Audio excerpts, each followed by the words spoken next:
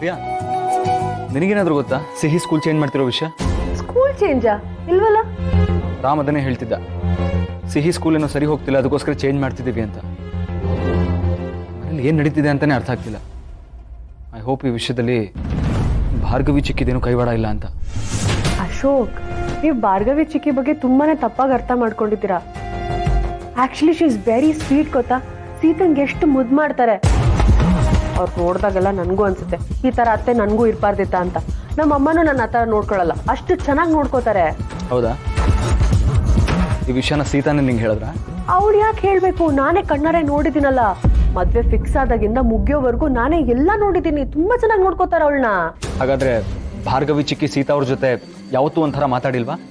ಯಾವ ಥರ? ಅಶೋಕ್, ನೀವು ಅವ್ರನ್ನ ತುಂಬಾನೇ ಮಿಸ್ಅಂಡರ್ಸ್ಟ್ಯಾಂಡ್ ಮಾಡ್ಕೊಂಡಿದ್ದೀರಾ.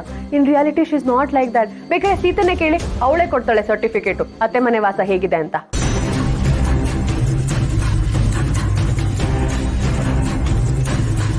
ಈ ವಿಷಯದಲ್ಲಿ ತುಂಬಾನೇ ಓವರ್ ಥಿಂಕ್ ಮಾಡ್ತಾ ಇದ್ದೀರಾ mister detective Ashok. May be ಎಲ್ಲ ವಿಷಯದಲ್ಲೂ ಎಚ್ಚರಿಕೆಯಿಂದ ಇರೋದು ಸ್ವಲ್ಪ ಅಭ್ಯಾಸ ಆಗ್ಬಿಟ್ಟಿದೆಯಲ್ಲ, ಅದಕ್ಕೆ ಅನ್ಸುತ್ತೆ. ಬಟ್ ಸಿಹಿ ಸ್ಕೂಲ್ ಯಾಕೆ ಚೇಂಜ್ ಮಾಡ್ತಿದ್ದಾರೆ? Ram daily pick and drop ಮಾಡಿದ್ರೆ ಎಲ್ಲ ಸರಿಯಾಗೇ ಇರುತ್ತಲ್ಲ. ಅಯ್ಯೋ ಅಶೋಕ್, ಅವ್ರು ದೊಡ್ಡ ಮನುಷ್ಯರು. ಅವ್ರ ಸ್ಟ್ಯಾಂಡರ್ಡ್ಸಿಗೆ ತಕ್ಕಂತೆ ಸ್ಕೂಲ್ ಚೇಂಜ್ ಮಾಡಿರ್ಬೋದಪ್ಪ. ಆಕ್ಚುಲಿ ನಾನು ಈಗಲೇ ಒಂದು ಲಿಸ್ಟ್ ರೆಡಿ ಮಾಡ್ಬಿಡ್ತೀನಿ, ಮುಂದೆ ತಲೆನೋವು ತಪ್ಪುತ್ತೆ.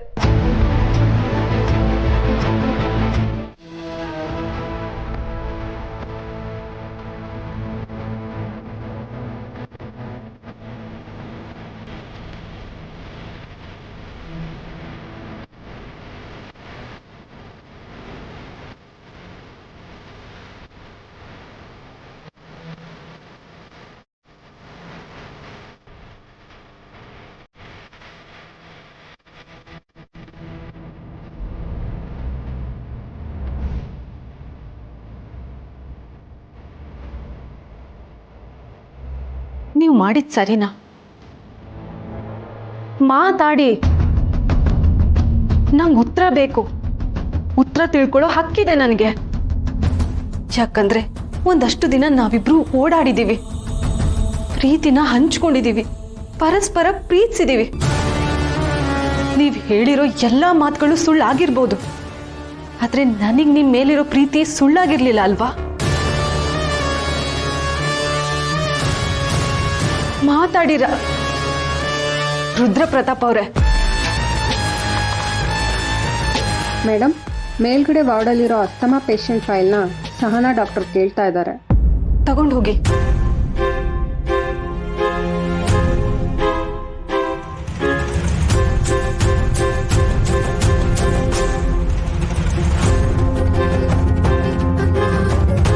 ಮಾತಾಡಿ. ಟೆಸ್ಟ್ ಮಾಡಿದ್ದಾಯ್ತಾ? ನೋಡಿ, ನಿಮಗೆ ನಾನು ಯಾವ ಉತ್ತರನೂ ಕೊಡಬೇಕಾಗಿಲ್ಲ.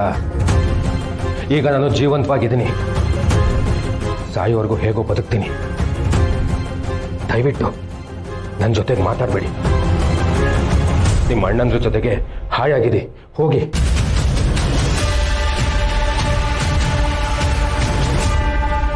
ಎಷ್ಟು ಸುಲಭವಾಗಿ ಹೇಳ್ತೀರಾ ಅಲ್ವಾ? ನನ್ನನ್ನ ಎಷ್ಟು ಹಚ್ಕೊಂಡಿದ್ರಿ, ನಾನು ಇಲ್ದೆ ಇರೋಕೆ ಆಗಲ್ಲ ಅಂತ ಹೇಳ್ತಿದ್ರಿ. ಆದ್ರೆ ಈಗ ನನ್ ಯಾವ ಪ್ರಶ್ನೆಗೂ ಉತ್ತರನೇ ಕೊಡಕ್ಕಾಗಲ್ಲ ಅಲ್ವಾ? ಅದೇ ನಾನು ಮಾಡಿದ ದೊಡ್ಡ ತಪ್ಪು. ಅವತ್ತು ನನ್ನ ಪಾಡಿಗೆ ನಾನು ಇದ್ದೆ, ನೀವು ನನಗೆ ಫೋನ್ ಮಾಡಿದ್ರಿ, ಮತ್ತೆ ನಾನು ನಿಮ್ಗೆ ಫೋನ್ ಮಾಡಿದಾಗ ನೀವು ರಿಸೀವ್ ಮಾಡಲಿಲ್ಲ.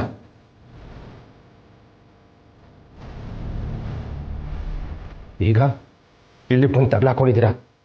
ಯಾಕೆ? ನಾನು ಬದುಕಬಾರ್ದಾ ಹೇಳಿ? ಬದುಕ್ಬಾರ್ದ? ಏನ್ ಹೇಳ್ತಿದ್ದೀರಾ? ಅಂತದ್ ಏನಾಯ್ತು ಈಗ? ನನಗೆ ಪ್ರಾಣ ಬೆದರಿಕೆ ಇದೆ. ಸ್ವಲ್ಪ ಹೆಚ್ಚು ಕಮ್ಮಿ ಆದ್ರೂ ಜೀವ ಹೋಗೋದು ನಂದು.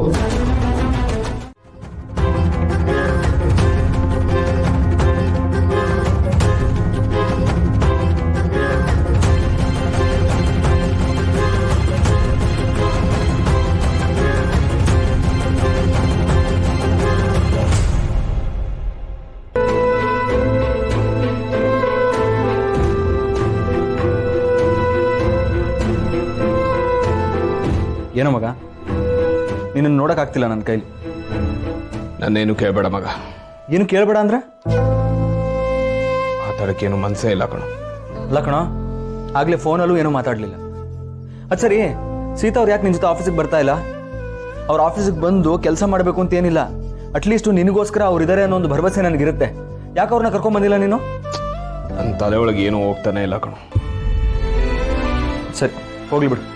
ಬಾ, ಮೀಟಿಂಗ್ ಅಟೆಂಡ್ ಮಾಡುವಂತೆ. ಮಗ ಅದು ಏನೇ ಇದ್ರೆ ನೀನೇ ನೋಡ್ಕೊಳ. ನಂಗೆ ಮಾತಾಡೋಕ್ಕೂ ಮನಸ್ಸಿಲ್ಲ. ದಯವಿಟ್ಟು ಯಾರನ್ನೂ ಇಲ್ಲಿಗೆ ಬರೋಕ್ಕೂ ಬಿಡಬೇಡ ಪ್ಲೀಸ್. ಸರಿ, ಟೇಕ್ ಯು ಟೈಮ್.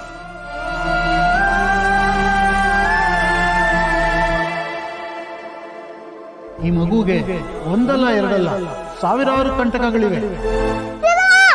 ಸಿಹಿ,